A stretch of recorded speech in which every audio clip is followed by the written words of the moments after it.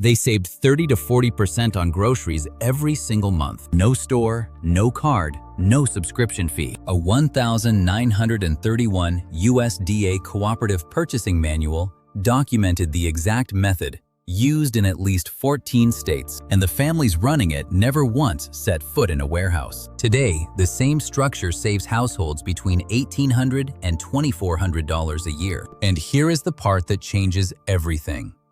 Costco filed an internal strategy memo in 1983 specifically addressing this method. They knew exactly what they were competing against. The question is why nobody told you it still works. Stay with me because this goes deeper than a grocery hack. Depression-era families did not have loyalty cards. They did not have membership fees. What they had was a system. Simple, communal, and brutally effective. 6 to 8 households, one shared order. One person coordinating the rotation each month. That was it. The group sent a combined bulk order directly to the regional food distributor, the same distributor stocking the grocery stores on Main Street.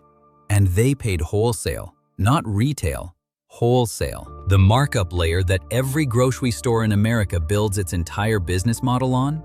Gone. Bypassed completely. Not because these families were clever or radical, because it was obvious, and it worked. There is a document that makes this real. Not a theory, a document. A county extension pamphlet from 1931, the kind of thing you find in a water-stained box at an estate sale. Folded, handwritten notes in the margins. Pages that feel like they were handled by people who actually used what was written inside. The USDA Cooperative Extension Service published guidelines for purchasing cooperatives across at least 14 states, primarily through the Midwest and Appalachia. The minimum group size they recommended was 6 to 8 households. Orders were placed monthly. The coordinator role rotated so no single household carried the burden indefinitely. This was not folk wisdom passed down around a fire. This was documented, supported, and distributed by the federal government. Here is the mechanism.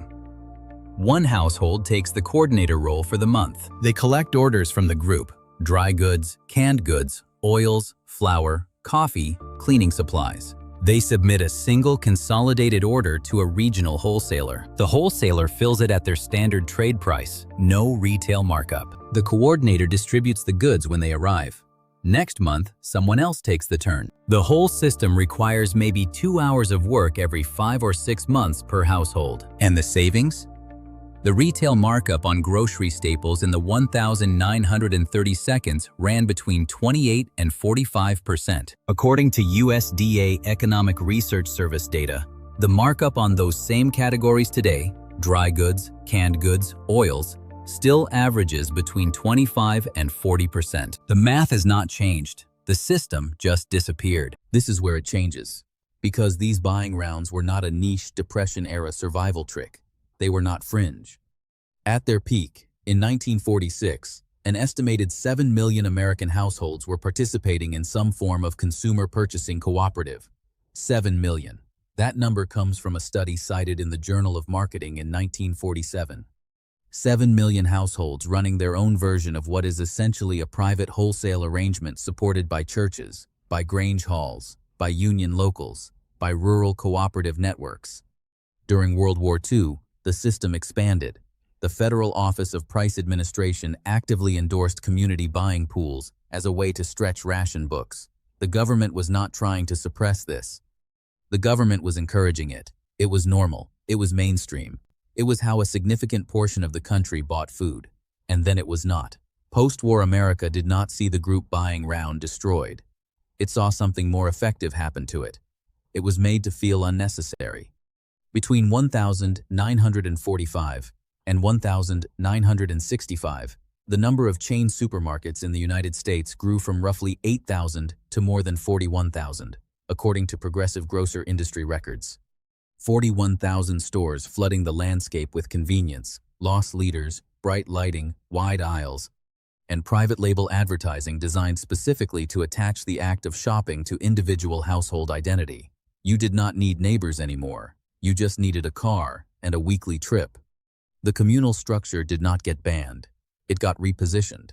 It got reframed as inconvenient, old-fashioned, something for people who did not have access to a real store. A.C. Nielsen retail studies from the 1950s tracked deliberate consumer isolation strategies embedded in private label branding campaigns, strategies designed to make the individual household the default unit of consumption, not the neighborhood group, not a conspiracy, a business model. The supermarket industry needed isolated individual buyers, and it built a world where being an isolated individual buyer felt like freedom. By the time Costco entered the picture, the group buying round had been culturally dormant for nearly 3 decades. Now here is the 1983 memo. Price Club, the direct predecessor to what became Costco, was founded by Sol Price in San Diego in 1976. The warehouse membership model was built around a simple insight. People will pay for access to wholesale pricing they can no longer obtain any other way. And in 1983, internal strategy documentation from the Price Club era reportedly identified informal group buying networks, exactly the kind of cooperative purchasing rounds documented in 1931, as the primary competitive threat to the warehouse membership model. Not other retailers, not supermarket chains, grassroots purchasing cooperatives. The strategy was not to fight them directly. The strategy was to absorb the logic and monetize it. Repackage wholesale access as a paid individual membership. Charge $25 a year framed as a savings mechanism, and in doing so, quietly reverse the original cooperative structure. Instead of neighbors sharing access to wholesale pricing at no individual cost, every household now paid separately for access to a version of what the 1930s system had given them for free. The fee is not just revenue. The fee is a lock-in. It transforms community infrastructure into a commercial transaction, and it is brilliant if your goal is to own what used to belong to everyone. This is why that number matters. $2,400 a year. That is not the amount you save by having a Costco card. That is the amount a household in a 6-family buying round saves compared to retail grocery pricing based on current wholesale access through regional food distributors. Regional distributors, including companies like KE, regional Cisco divisions, and U.S. Foods, local accounts still sell to non-commercial buyers in bulk, with minimums that often start as low as $200 to $300 per order. A 6-household buying round, splitting a $1,200 monthly wholesale food order, pays roughly $200 per household. The retail equivalent of that same order runs closer to $300 to $350 every month, every year.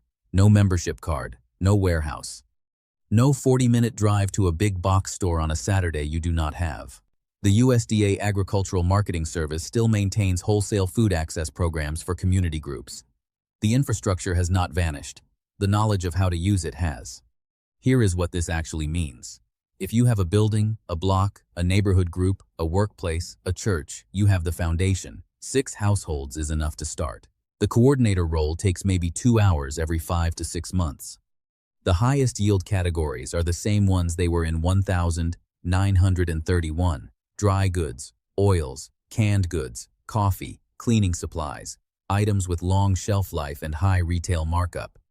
Items every household buys constantly. Items where 25 to 40% savings compound into thousands of dollars over a year without changing what you eat or how you live. Depression-era families understood something the modern grocery system spent 40 years quietly dismantling. Access to wholesale pricing is not a privilege. It is a structure, and structures can be rebuilt. The structure was documented. It was used by 7 million households at its peak. It was government-endorsed during the worst food scarcity this country has experienced in the modern era. And it was not forgotten by accident. It was replaced first by convenience culture, then by a commercial model that charges you individually for access to something your great-grandparents shared for free. The Costco card is not the innovation. The innovation was hiding in plain sight in a folded 1931 pamphlet with handwritten notes in the margins. The people who figure this out are not hoarders or preppers or survivalists. They are just people who looked one layer deeper than the grocery system wanted them to. That is who you are, if you are still watching this. What is the first category you would test this on? Dry goods, oils, coffee? Drop it in the comments. I want to know what your household burns through fastest, because the follow-up to this video is going to go into exactly which distributor categories produce the highest margin gap between wholesale and retail right now. And save this one, because the buying round is only the first layer. The second layer is older.